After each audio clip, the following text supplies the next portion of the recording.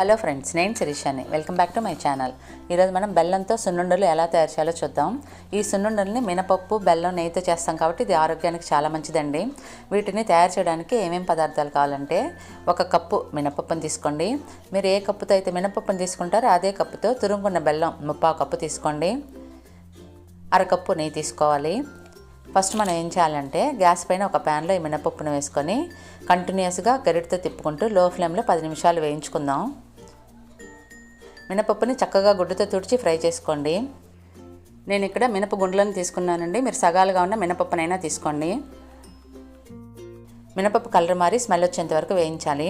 ఇలా కలర్ మారిన తర్వాత బౌల్లో తీసుకొని చల్లారనివ్వండి. చల్లారిన మినపప్పుని మిక్సీ జార్లో తీసుకొని మెత్తగా కాకుండా కొంచెం బరగ్గా ఉండేట్లు మిక్సీ చేసుకుందాం.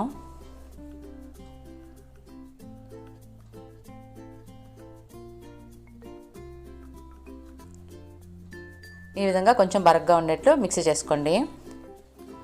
ఇలా తయారు చేసుకున్న మినపపిండిని ఒక బౌల్లో వేసుకోండి.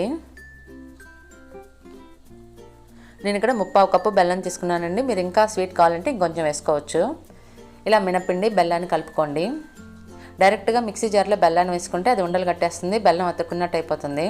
అందుకని ఏం చేయాలంటే, మినపపిండిని బెల్లాన్ని సపరేట్గా కలుపుకొని కొంచెం కొంచెం మిక్సీ చేసుకొని బౌల్లో తీసుకోండి.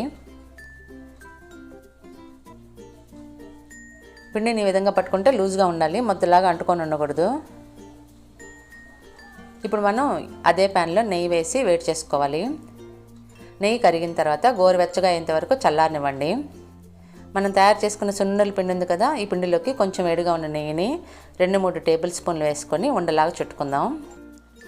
ఒకేసారి ఎక్కువ నెయ్యి వేయద్దండి, ఎందుకంటే పిండి నెయ్యినంతా పీల్చేసి మనం ఉండగట్టే లోపల పొడైపోతుంది మళ్ళీ.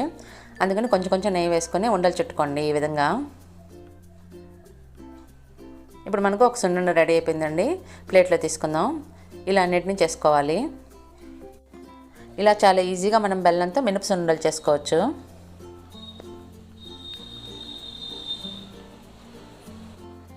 మళ్ళీ కొంచెం నెయ్యి వేసుకొని ఉండలు చుట్టుకోండి. దీనిలో బెల్లం వేసాం, నెయ్యి వేసాం, అదిగాక మినప్పిండి. ఇవన్నీ కలిస్తే అన్ని వయసుల వారికి మంచి హెల్తీ ఫుడ్ ఇది. ఇది ఎముకల బలానికి చాలా మంచిదండి.